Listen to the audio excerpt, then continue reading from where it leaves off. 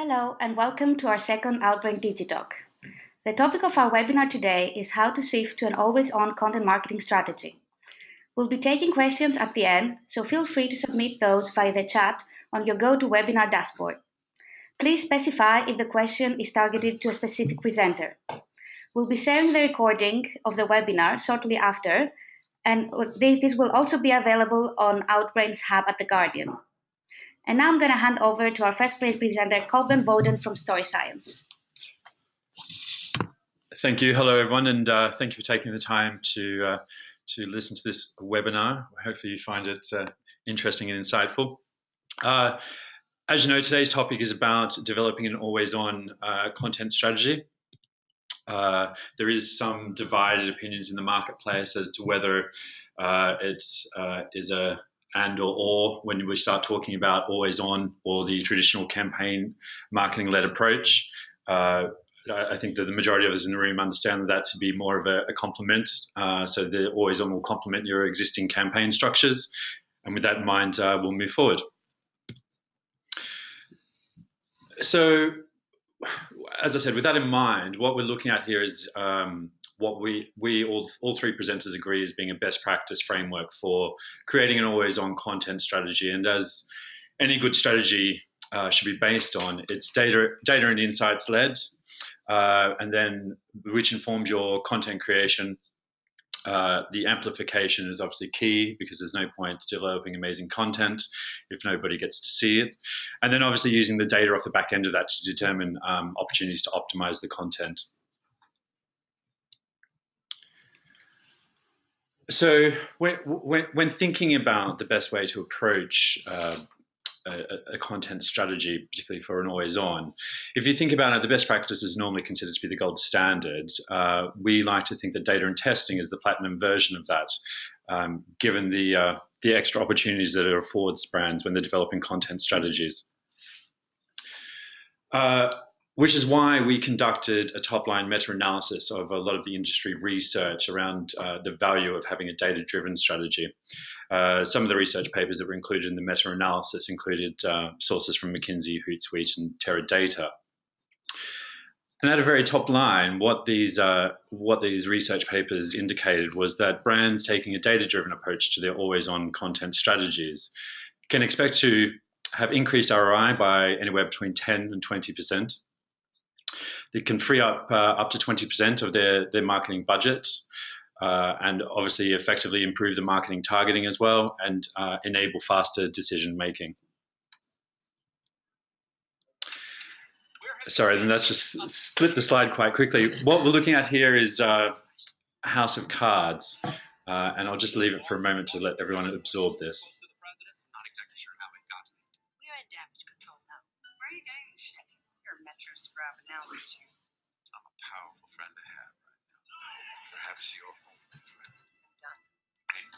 I don't want to hear it, Peter. What does she want? Access. A seat at the table. I'll go underground. Back rooms. The urinal. Gossip column. No, we lift the veil. What's really going on? I can't keep having my work take these hits on behalf of yours. It's more than just an inconvenience. Politics. This force is bigger than either of us at play here. Does that mean I'm going to have the bed to myself tonight? We'll have a lot of nights like this. Making plans. Bury no sleep. I expected that.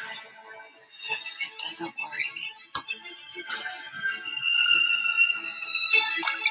Hey! We mustn't leave any trails.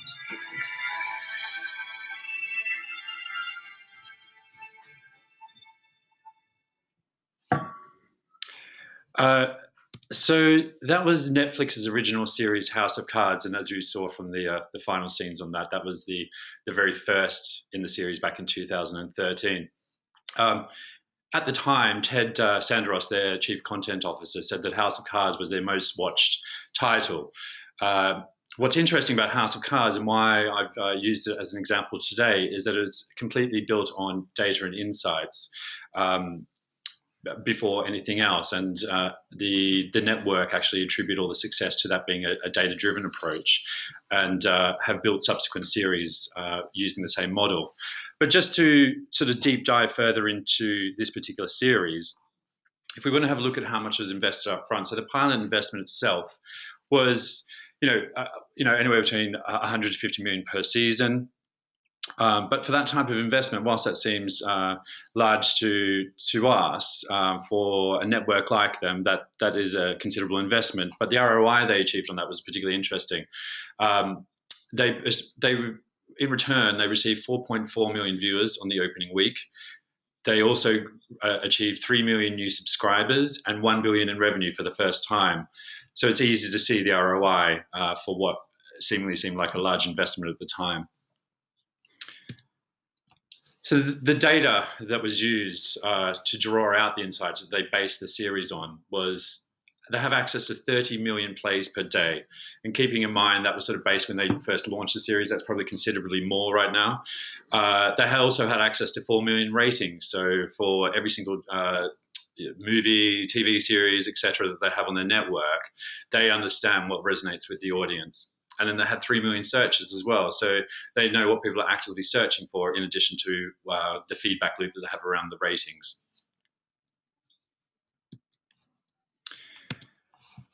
So based on the data, what they found out was that the storyline, so this is originally a UK series, and they found that storyline really resonated well with the audience in the UK.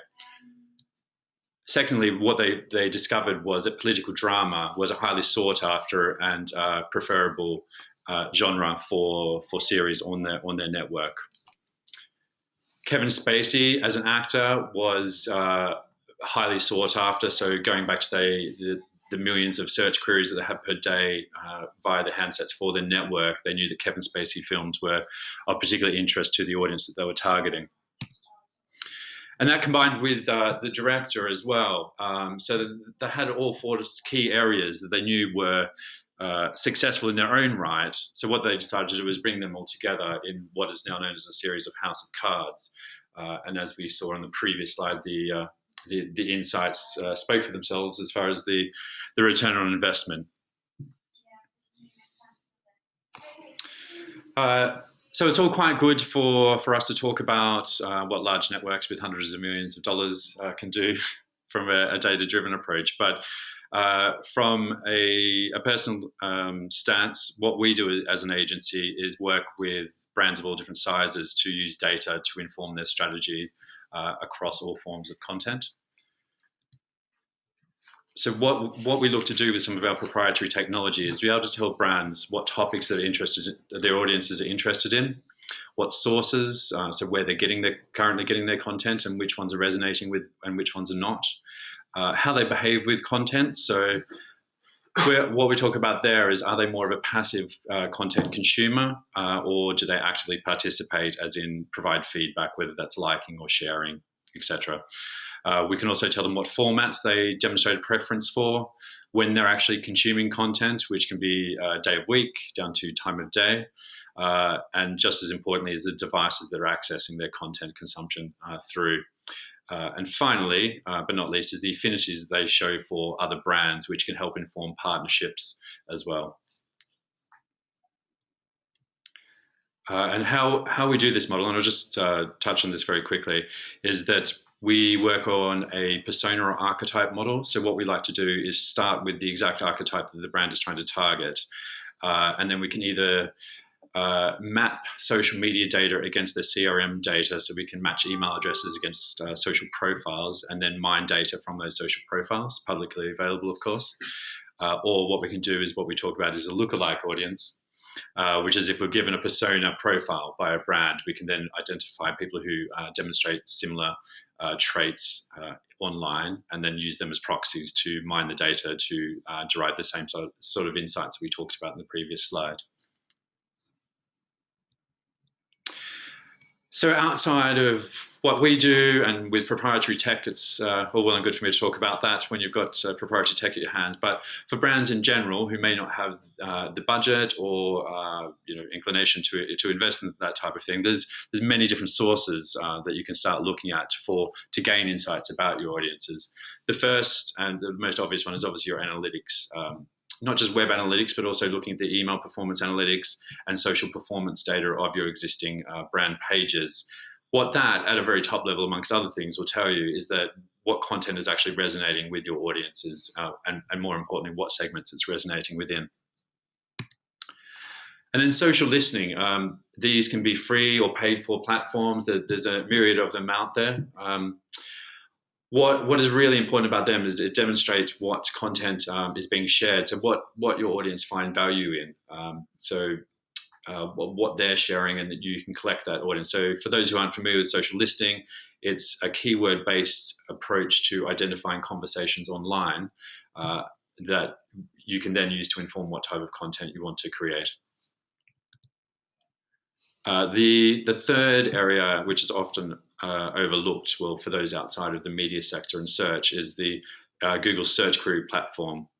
So if you have a look at Google's keyword tool, it's a free tool that anybody can access, and that will give you an indication of the intent behind people's searches on Google, and that you have access to millions of searches that's filterable by language and market, and then obviously by topic through the keyword functionality as well. The final area is that if you partner with different media partners or content discovery platforms such as Outbrain, these partners have a wealth of information. If you consider the scale of the Outbrain network across the world, they can feed back to their clients exactly what type of content are resonating, in what markets, down to which types of content within each cities as well, amongst another number of other metrics to help inform your content planning. And without further ado, I'll hand over to Ed from Quill. Thanks, Kohlben. Thanks to everybody for joining the webinar this afternoon. So my name is Ed Bussey, founder and CEO of Quill. We are global content marketing specialists, purpose-built to deliver high-performance content for brands. I've come at this from the e-commerce stroke client side. I was originally the head of marketing at figleaves.com, the internet retail business. I think like a lot of internet retailers, we used an ever-growing choice of product on our website to differentiate ourselves from, at that point in time in the sort of early 2000s, from the high street. But what we found is the more products we added to the site, actually the conversion rates in certain categories actually started to decline. And what we discovered, which is now I think widely accepted and understood, is that if you don't have any content on your website, you're not creating an engaging, resonating experience for your consumers, and you're not really helping them make purchasing decisions. But I think the question now has gone beyond the why into the how. So what I'd like to talk about now is how does one create a best-in-class, always-on content strategy? So content marketing for us, just to set the scene, I think it's relatively simple to define. The definition that we use is it's about driving revenue and reputation by delivering meaningful content experiences that add genuine value to the lives of your customers. The days of churning out rubbish are fast disappearing. Certainly those businesses that are doing that are pursuing what we believe is an unsustainable strategy.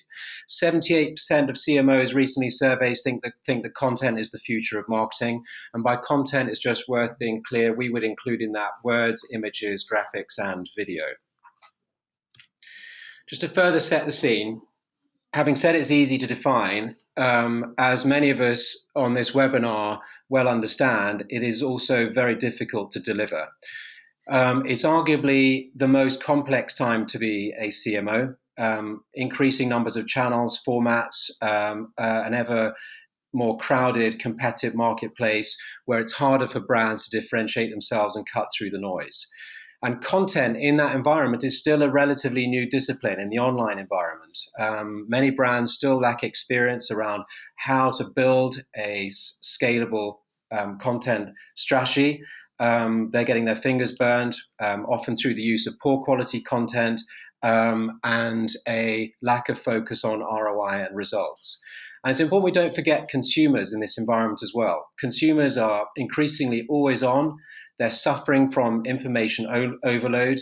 They are more mobile in terms of their loyalty to brands, proving harder to engage with their attention being diluted. And we're seeing that In some cases, consumers are beginning to develop some of the filters that they have developed to online ads, which isn't a good thing for anyone. So how does one build an always-on approach to content? We, with this slide here, have set out what we've defined as the wall. So businesses to the left of the wall are pursuing ad hoc campaigns, not integrated, no use of measurement, little strategy, insufficient resources, probably the wrong resources in many cases. To build an effective always-on campaign, you have to address these 7 areas: ownership, integration, resources, strategy, processes, measurement, and quality control. The traditional models of doing this, the traditional models of content creation, are really not fit for purpose. But brands have to transcend this wall now in order to deliver what we believe is an effective always-on content strategy. So just going through each of these points in turn. Ownership. Content Marketing Institute has indicated that north of 25% of marketing budgets are now being spent on content. We find it remarkable that still a substantial number of businesses have no single point of ownership within the business for their content or their tone of voice. You might have the entire C-suite of a business agonizing over the Pantone colors of their logo, but no one is taking responsibility for the content, and clearly that's not sustainable. Not only does somebody have to be accountable for the content, but it has to be defined what that accountability encompasses: strategy, brand, tone of voice, what channels are they responsible for, and in what markets. 2, integration. Content has to be intrinsic to all of the marketing activity that we're engaged in. It drives SEO, it drives PR, it drives above the line activity, it drives most of the forms of marketing that we're engaged in. And it needs to be integrated in a way that's joined up, part of the internal conversation around marketing strategy. Also, it needs to be considered in terms of the agency roster that you might be working with. A lot of agencies are saying that they can produce content at scale. There are actually very few that can do this with the right level of specialism and the ability to traverse the wall that we set out earlier on, certainly in a cost-efficient way and scalable way. Resources. It's important that we allocate defined budgets to content, and it suggests from the data that's coming out that more companies are allocating more of their marketing budget to content, which is a good thing. But along with that, we need to deploy the right resources, not just sufficient writers, but the right writers, for example, ones that understand your brand strategy, understand your products, and understand your markets. Nothing against interns, but would you give an intern the responsibility for defining your brand identity and your logo design? Probably not. So who in your business is best placed? Where is the specialism to write in your business's tone of voice? And it's also important to build out an editing function in addition to a writing function. Those two skills are separate, and great writers might not be great editors, and vice versa. Strategy. As I think is probably implicit in what I've said so far, marketing needs to be managed in exactly the same way as all of the other forms of marketing activity that we're engaged in. This isn't about churning out stuff. It's about designing a content plan that meets your marketing objectives with defined results at the start of a campaign, at the start of a program, and ideally results that are in line with your wider business objectives. Process. It is very hard to scale an always-on content solution without the use of some form of software. We've seen many companies try to do this through spreadsheets and email, and at some point it invariably tips over.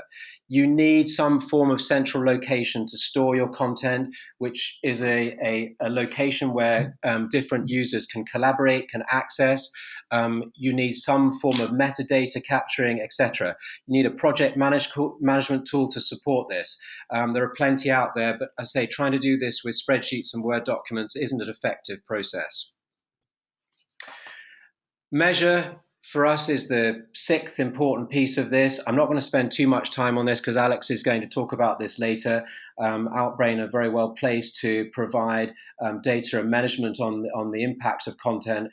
But I do want to just make the point that in the same way we measure other forms of marketing in terms of ROI, we must apply the same rigor to what we do around content.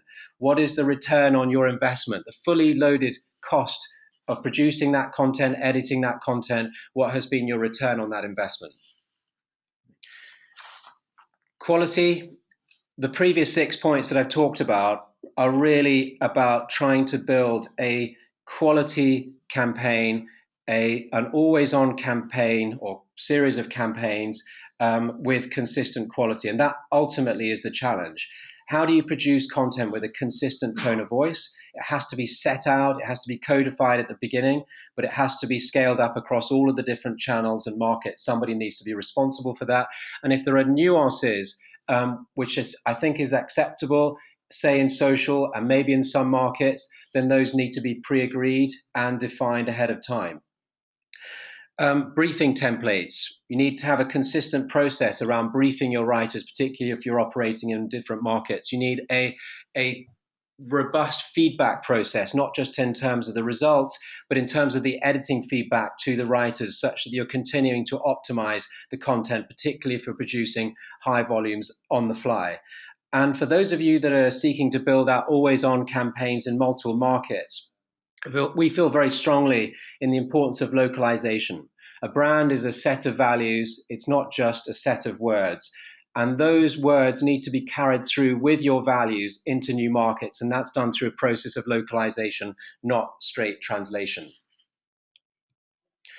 I want to touch on a couple of campaigns that we've been involved in. So we've worked with Arsenal around an always-on content strategy to engage international fans, covering France, Spain, Malaysia, Vietnam, and Indonesia. It was a relatively short campaign.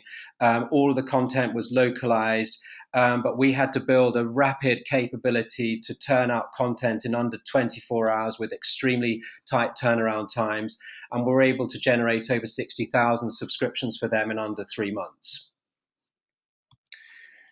England Volkers, those of you who are familiar with real estate or Germany, they're the Christies of Germany from a real estate point of view, have over 300 different shops, franchises around the world, have historically had each shop generating their content independently. They wanted to get to a place where they had a streamlined global process, generating content on an always-on basis across Europe. And the way we built that up for them was to identify some expert writers, travelers, property experts who were able to write in a consistent tone of voice for them. And that content became available to those shops as and when they needed it on demand on a global basis. So I think that's it from me on the how. I'm going to hand over to Alex from Outbrain. Good afternoon to everyone that's in Europe, and good evening and morning to the rest of the world. My name's Alex, and I head up the brand strategy for Outbrain. I'm going to talk to you around always-on paid-for distribution, and also actually thinking about how to drive always-on strategy versus a campaign strategy. Before I jump into the presentation, I just want you to have a look at this slide here, which is from a friend of mine, Hamish. Content without reach is like building cathedrals in the desert. All too often, we see brands creating incredible content, really great content assets, but actually not having a proper plan in terms of how to get that content in front of the right people. And if you think about the wealth of content that's created on a daily basis, and this slide is slightly old, but just to pull some kind of key facts that have gone up, every single minute, 347 blog posts are created on WordPress. Every minute, 48 hours of video are uploaded on YouTube. Facebook users share 685,000 pieces of content. And to be really frank, most of the content you're going to find is crap. So you as a brand marketer need to think about two things. Number one, how to create content that is of value and better than the crap. And secondly, how to make sure that content gets in front of enough of the right people. So you need to have a plan or a strategy behind that. So before I talk about the plan and strategy, I just want to touch on very quickly the difference between campaign and the value behind a campaign mentality versus an always-on strategy. The graph you see behind me is the way that we as marketers and advertisers have been thinking for the past 50 years. Every single year, we'll come up with 3 specific campaigns. Whether that's Mother's Day, for example, whether that's a Grand Prix, or whether that's the launch of a new car.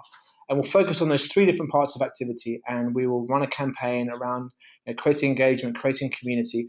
And there's a correlation between media spend and engagement. So the more money that you spend, you see that the graph will start to go up. The second that campaign's finished, you move on to your next activity. You start focusing on the next 6 months. You stop the media spend, and what happens is the engagement levels go back to 0. So essentially, you're kind of going up and down in these triangles, spending a lot of money, creating great engagement, but actually the communities you build, you're just leaving them behind and leaving people with nothing. So this is the way that we've done marketing for a long time. The way that we're advocating, myself, Kohlben, and Ed, is that you should have an always-on strategy underpinning your marketing activity. If you think about it, it makes sense. People will buy cars at any point of the year. They won't just specifically buy a car around the Geneva Motor Show or because it's January. So what you need to be thinking about is how can you create an always-on strategy, use media spend to start to build engagement, and then over a period of time, what you'll start to see is that engagement level rises. And I suppose the ultimate aim of an always-on strategy is to actually begin to reduce the media spend, but because you've created an audience, people will start to come back organically, so you can start to reduce that spend and focus on other activity. So none of us in this room are advocating that you have to do one or the other. Absolutely, there's spaces, there's a time and a place for a campaign, there's time and a place for always on. But if you start to merge them together and you think about how they can link together. Now, what I've done here is I've driven the diagram that you saw before, advocating the campaign with your 3 tentpole moments of the year. Now, what you'll see is if you underpin that with an always-on strategy, every time the campaign activity finishes, rather than going back to 0 or the baseline, what you'll start to see is there's a delta. So that the campaign activity that you're doing will then start to add to the always on. So you're building audience, you're building engagement, and hence over a period of time, your media dollars are actually becoming far more effective and far more efficient. I want to dive now into 2 examples of brands that are creating good always on content. The first is Ford. Ford have got a site, ford.social.co.uk and ford.social.com. This is a great shift for automotive brands. They're very used to having the corporate sites with booking test drives and product reviews. This is a step away from that. They have great articles around, why their cars are great, but they also have good Q&As, videos, articles around stuff that isn't purely car related. Now, if Ford's smart, they can use this as their central always-on hub. They can use their tentpole moments around, the Geneva Motor Show, around other activity. They can filter this through to the main site. And the site itself, as you can see, has got links to ford.co.uk, so if someone wants to book a test drive, they can. But this is a place that they can nurture, they can grow, they can get additional data and insight from their content to start to feed back into other activity. So this is a really smart, nice play from Ford. The second one is American Express, and this is the poster child of an always-on strategy.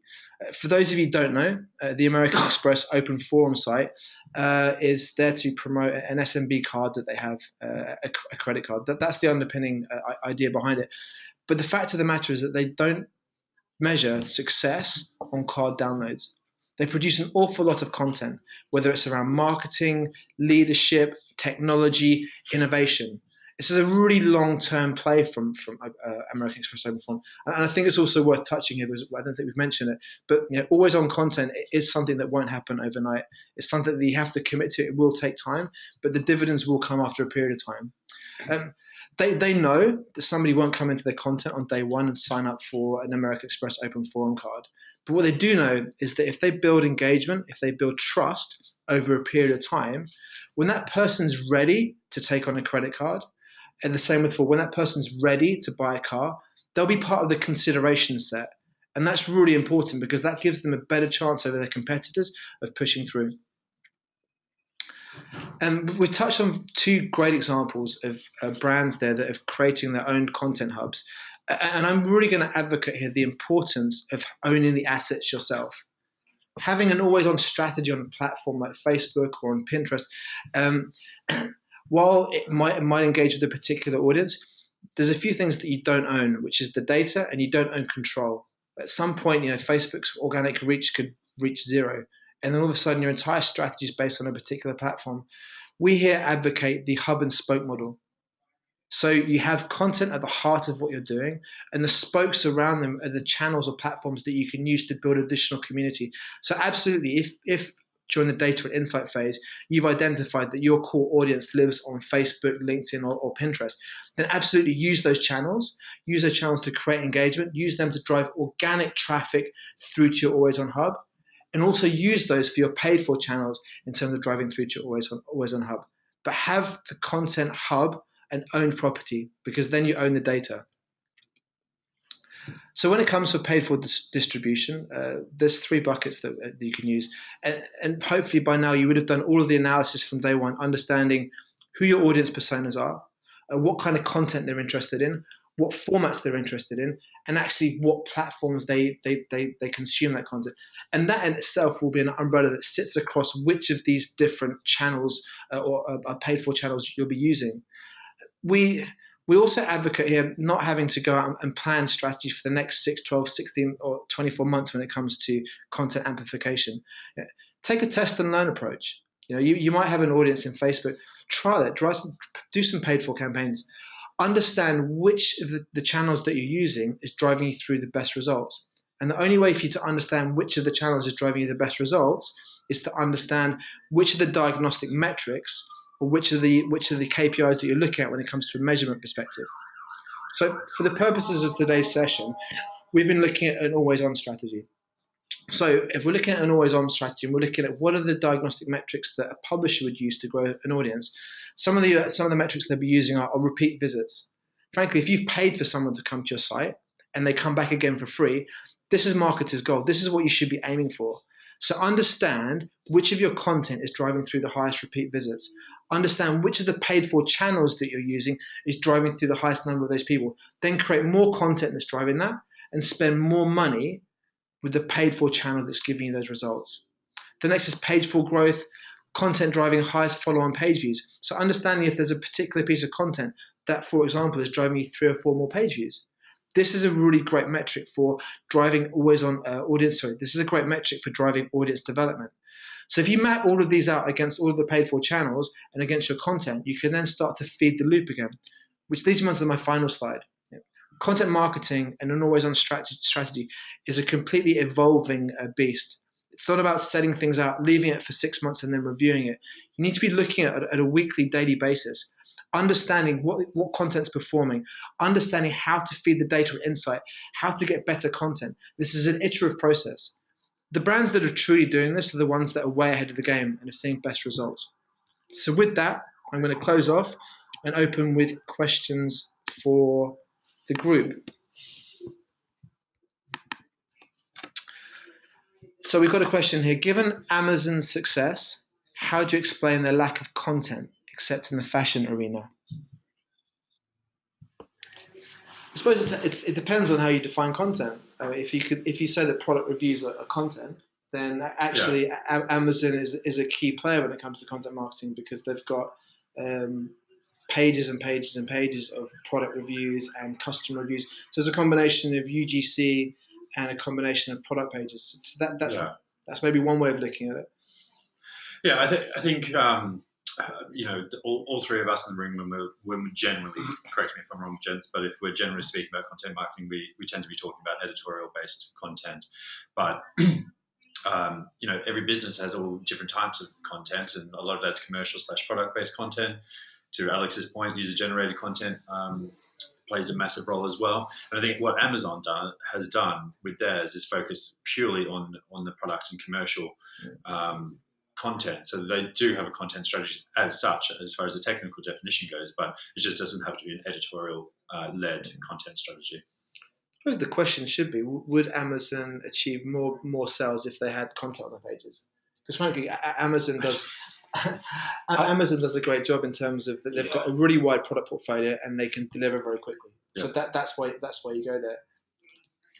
Amazon got a very optimized site in terms of their funneling of traffic through from landing pages through to checkout. Arguably best in class from that perspective. So yeah, I guess it almost feels that that their use of they were one of the pioneers of product reviews as an example. So I think they've used products in content in different forms to deliver a more effective customer journey, rather than, let's say, long form content that might be more appropriate than to a brand. I think in short, I think we all agree that they have a product-led content strategy. Absolutely. Are there any more questions from the webinar? So we have one here from Matt. What are your thoughts around merchandising products within content, i.e. links to purchase either within or next to shorten the path and time frame between consuming content and making purchase for an on-site product? So I really love what L'Oreal do. So makeup.com is a fantastic example. So makeup.com, for those of you who haven't seen, it's one of the many L'Oreal fashion / beauty / celebrity / style sites that exist. Very hard for you to actually see that it is a L'Oreal site, because they're not talking about how red they can get your lips or how long they can get your eyelashes with their mascara. It's about how to create a certain celebrity look.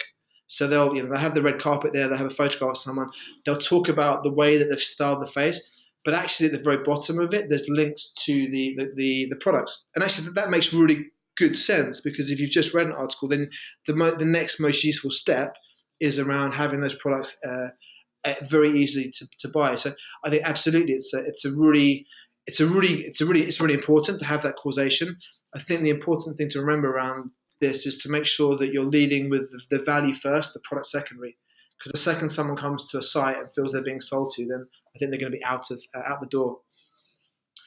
Yeah, I think I'd agree with that. I think minimizing the distance between a piece of engaging content and the ability to purchase it has got to be a good thing. And particularly what we're trying to do is drive ROI off the back of the content. If you can improve its effectiveness by limiting the number of clicks, then that's got to be a good thing. But it has to be done in context and done in a way that doesn't feel like a sort of an overly hard sell. I agree with both Ed and Alex about this. That I think as long as people go into it with a very clear value exchange in mind, and it's led by the customer value, not the business value, i.e. in the scenario that Alex gave, as far as makeup.com, is that what it's called? They're offering the whole premise of that site is to give value to the customers. So it's makeup tips, fashion tips, etc., etc. So that is leading with the customer's value, and then in a sophisticated and subtle way linking through to product pages without being pushy at all. Yeah, so the question around internal brand newsroom producing content or an external brand, I don't think there's a right or wrong answer. There's not a right or wrong answer here, and a one for all answer either. There are going to be some businesses for perfectly legitimate reasons. For example, proximity to the product, the speed at which they need to move. Maybe some control issues, control concerns, where it means that the content production needs to happen in-house. But everything that I was talking about from a how perspective still stands. It just needs to be done internally. That said, the counter argument to that is the best content creators in the world might not be sat in your building. They might be sat elsewhere, and there are some very, very good, very efficient, scalable content solutions that can be run externally.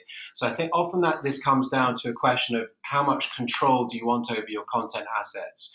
I think different brands take sort of different views on that. I agree wholeheartedly with that. I think each situation is unique. Every business model has its own unique objectives, considerations. Sometimes it works very well having an agency work side by side. Sometimes it's better off being done in-house. Sometimes there's a third model where the agency embeds their own people within the brand as well, which I've seen work extremely well. I know a lot of large organizations that have done that to great effect. So yes, in general, unfortunately, there's no exact right or wrong answer. It depends on the unique circumstances. But the challenges of building an always-on strategy are the same. And what the thing not to do is to try to do it internally and do it in a half-hearted way, not addressing any of those issues or even half the issues that are needed to be addressed to do this properly. That's a recipe for a disaster. Agreed. Here's a question from Keely Young. Can an always-on strategy be owned by an agency, or does it need to be owned by the brand?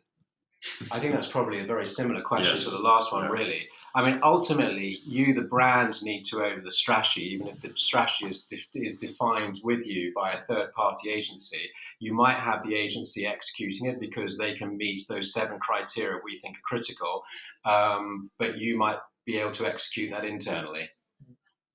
I agree. It's a very question along a very similar vein. And yes, as far as if we're going to look at ownership, then obviously the brand always has to have primary ownership over the strategy. To Ed's point, whether or not an agency is producing the content, or for that matter, if there's another agency producing the strategy in conjunction with the brand, but they always should have ownership. Yeah. Well, you should. I think we could break the question down a little bit. Like, should an agency own the always-on strategy? Should an agency own the always-on content creation? Or should the agency own the media distribution piece? And I think absolutely the agency should own the media distribution piece because they have the expertise, the knowledge, the insight. The creation piece and the insight and strategy, I think that's up for debate. I think historically it's not a model that agencies have been set up for. Okay, we're incredibly campaign driven, and that's we're in a very different place to where we were. It's no longer about kind of pushing messages. It's about how you pull people in. It's not about shouting at people. It's a marathon versus a sprint. And I think, frankly, for that to happen, not only do you need organizational change within a brand, I think agencies need to readapt as well. There's very few agencies that I've seen that are getting really good results with always on strategy. I mean, I think Mindshare are doing a great job with HSBC Global Connections, and that's I think it's a really good point made by Alex. So I think the question maybe should be more around the type of agency as well. Yeah, I mean, both Quill that Ed is founder of and Story Science that I run are focused around being always on agencies, and we're born and bred that way. So it depends on the type of agency as well. Yeah, no, I think it is, whether it's a business like ours or others, I think just it's important that you understand what it takes to build an always-on strategy, and then you match those capabilities against your agencies. And there are lots of agencies, whether they are SEO agencies or PR agencies, but these are organisations that do great work, but they're not configured to drive always-on content campaigns. So it's horses for courses. There's one question from Lisa Devi, which actually could take the next 4.5 hours. We'll try and answer it in the shortest possible way. But the question is, how are you measuring ROI on content? I'll take a stab at that, first of all. It really depends, is the long and short answer. It depends on who the brand is, what their business objectives are. Some brands have business objectives around pure sales. Some are looking to increase social engagement. Some are focusing just on engagement. Some actually that still live in the 1990s want just reach. So it really depends. You have a whole bunch of different KPIs that you can matrix together to look at the results that you want. So that doesn't really help, but it really is. It's so specific to different brands. So you can look at all sorts of metrics. So things like bounce rate, and actually, to be honest with you, bounce rate's complete bullshit. That the fact that somebody came into your site and then left isn't a metric for success. Because if they came into your site, they spent 5 minutes looking at that one page or that one article, then that's a really good thing. Click-through rate as well. Click-through rate is bullshit. The fact that you've got a 10% click-through rate or 2% or 0.009% click-through rate, it doesn't matter. If that person that comes to your site looks at 10 pages, comes back, then actually that's a really, really good metric. So, everything needs to be taken in context. We actually, sorry, Lisa, I'm going to cut myself short here. There's a previous webinar that we did that we'll send you over to have a look at to give you a kind of deeper response. But maybe Kohlben and Ed, do you want to kind of... Yeah, I've got a sort of thought on that because we sort of really care about this as well. I mean, it's, so let's split it into 2 parts. You've got your on-site content, and there really to get a proper ROI analysis, you need to be doing A/B testing. You need to be testing page with content, with page without. That's the level of granularity, and therefore, what is the incremental value, whether that's incremental order value or incremental repeat visits that are driven off the pages that have got content.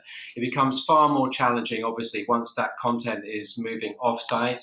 But the fact here, and this isn't an exact science, but we've got to try to create a value or apply a value. You know, what is the value of a view or a share or a click, such that you can aggregate them up? It becomes difficult trying to attribute value, but you've got to start that process knowing it's not an exact science. Agreed. As long as you're always marrying everything back to primary business objectives, which will vary obviously depending on your business and your vertical. You do have to, a lot of brands don't like doing it, but to Ed's point, you will have to put a stake in the sand at some point. Look for best practice figures for your vertical, talk to your strategic partners. I know, well, the guy sitting next to me, Alex over at Outbrain, deals with so many different brands that they're the type, when you look to your partners, they'll be able to give you indication of, you know, where to put that stake in the sand. Unfortunately, there's no sort of magic answer, which a lot of people are looking for.